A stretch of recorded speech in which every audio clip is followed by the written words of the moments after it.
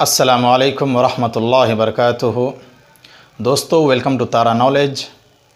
दोस्तों, आज का जो टॉपिक है वो बहुत ही महत्वपूर्ण टॉपिक है। इस पर गुफ्तगू करना बेहद ज़रूरी है। क़ब्ल इसके कि मैं इस टॉपिक पर बात करूं, गुफ्तगू करूं, आपसे गुजारिश करना चाहूँगा कि अगर आपने मेरे चैनल को सब्सक्राइब नहीं किया है तो प्लीज़ सब्सक्राइब कर दें, बेल आइकन को दबा दें, लाइक कर दें, शेयर कर दें, कमेंट कर दें।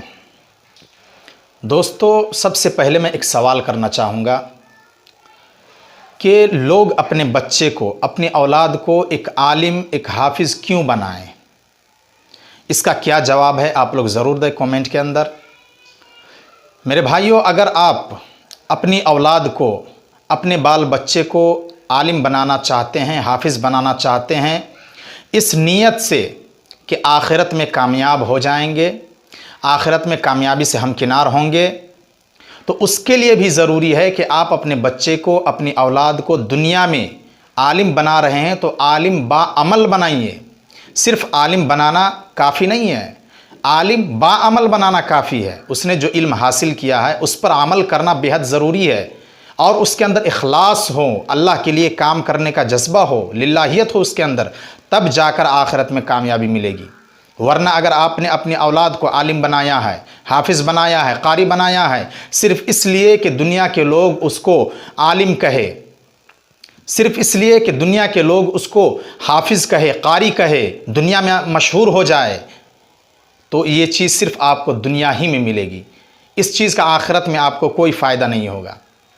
तो मेरे भाइयों, अगर आप अपनी औलाद को आलिम बनाना चाहते हैं, हाफिज़ बनाना चाहते हैं, तो उसको आलिम बाअमल बनाइए ताकि आखिरत में आपको कामयाबी मिले। दोस्तों, अभी का जो दौर चल रहा है, इस दौर में मेरे ख़याल से अपने बच्चे को आलिम और हाफिज़ बनाने की कोई ज़रूरत नहीं है। मैं ये बात इसलिए कह रहा हूँ कि अभी के दौर में सबसे ज़्यादा परेशान, सबसे ज़्यादा मुसीबत में, सबसे ज़्यादा मुश्किल में अगर कोई है तो वो एक आलिम है, हाफिज़ है। इसलिए कि अभी के दौर में बग़ैर पैसे की ज़िंदगी गुजारना मुहाल है, मुश्किल है। बग़ैर पैसे की ज़िंदगी गुजारना बहुत ही ज़्यादा मुश्किल है अभी के दौर में। और एक आलिम, एक हाफिज़ अगर कहीं पर पढ़ा रहा है, किसी मस्जिद में इमामत करा रहा है, तो उसको कितनी तनख्वाह मिलती है? 12,000, 15,000, ज़्यादा से ज़्यादा 20,000। तो आप बताइए कि उस तनख्वाह में वो अपना घर चलाएगा या फिर अपनी दवाई बीरो करेगा, डॉक्टरों के पास जाएगा, अपनी बीमारी का इलाज कराएगा, या अपने घर खर्ची चलाएगा, अपनी फैमिली को देखेगा या सेविंग करेगा? उस 20,000 में वो क्या क्या करेगा? उस 20,000 में इतना तो है कि वो अपना घर चला लेगा। अगर खुदा न खास्ता कहीं अगर वो बीमार हो गया, कोई बड़ी बीमारी लाहिक हो गई, तो फिर उसके इलाज के लिए वो पैसे कहाँ से लाएगा? मेरे भाइयों, अभी हाल ही का एक वाक़या है, मुरादाबाद, आप लोगों ने नाम सुना होगा, यूपी के अंदर एक शहर है। वहाँ का एक आलिम, 40 साल उसकी उम्र थी, बेहतरीन आलिम थे, बेहतरीन सलाहियत थी उनके पास, कई मदरसों में वो पढ़ा चुके थे, इमामत कर रहे थे अभी फ़िलहाल, लेकिन उसको बीमारी लाहिक हो गई थी, गले में कोई बीमारी थी उनको, उसका इलाज चल रहा था, रिश्तेदार मिलकर उनका इलाज करा रहे थे। लेकिन कब तक रिश्तेदार इलाज कराएंगे? एक बार, दो बार, तीन बार मदद करेंगे, बार बार मदद नहीं करते हैं अभी के दौर में। अपना भाई अभी के दौर में मदद नहीं करता है तो गैर तो कहाँ से मदद करेगा? तो मेरे भाइयों, वो आलिम तंग आकर के, परेशान होकर के, उनके पास कोई ज़रिया नहीं था, उनके पास कहीं से आमदनी नहीं थी, जो कुछ था बस वो इमामत करा रहा था, वहीं से जो पैसा आ रहा था उसी से अपना इलाज करा रहा था। अब उस पैसे से वो अपना इलाज कराए या अपनी फैमिली को देखे? मेरे भाइयों, तंग आकर उसने ट्रेन के नीचे आकर के अपनी जान दे दी। मैं जानता हूं और आप लोग भी अच्छी तरह से जानते हैं कि खुदकुशी करना इस्लाम के अंदर हराम है।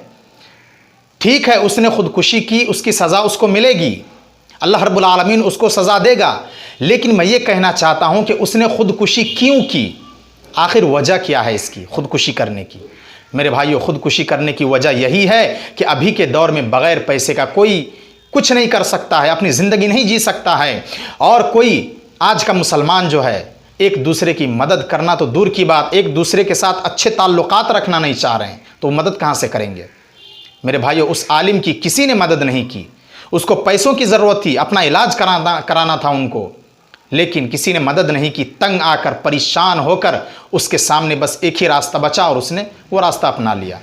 भले से उसने हराम गुनाह का इर्तिकाब किया है। अभी के दौर में एक आलिम बनाना अगर कोई चाहता है अपनी औलाद को, तो वो सोचे कि मेरी औलाद दुनिया में कैसे ज़िंदगी गुजारेगी। क्या अभी के महंगाई दौर में 10,000, 12,000, 15,000, 20,000 में गुजारा हो जाएगा?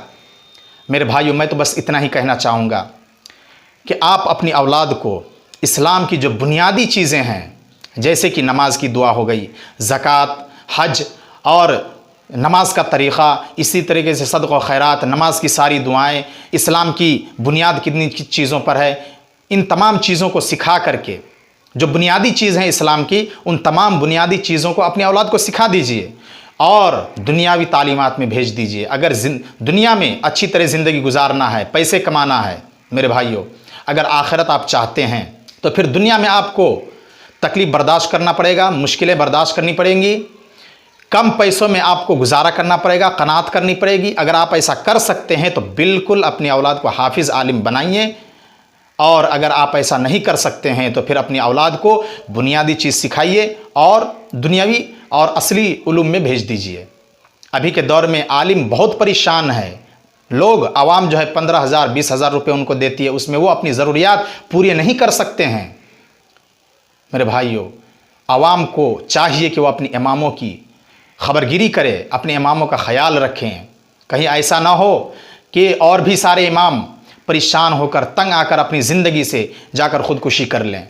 मेरे भाइयों, आप लोगों का फ़रीज़ा है, आवाम को चाहिए कि अपने इमाम का ख़याल रखे, उनका ध्यान रखे, उनकी ज़रूरतों को पूरा करे। अगर कहीं कोई मुश्किल आ गया, कोई बीमारी आ गई, ऐसे वक्त में तमाम मुसलमानों को, ख़ास करके जहाँ पर वो इमामत कर रहा है, जहाँ का वो खिदमत गुजार है, वहाँ के लोगों का फ़रीज़ा बनता है कि ऐसे मुश्किल वक्त में, ऐसे मुश्किल घड़ी में उनका मदद करें, उनका ख्याल रखें।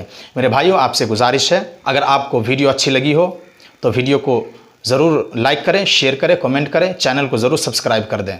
फिर मिलते हैं एक और वीडियो के साथ। अस्सलामु अलैकुम वरहमतुल्लाहि वबरकातुहू।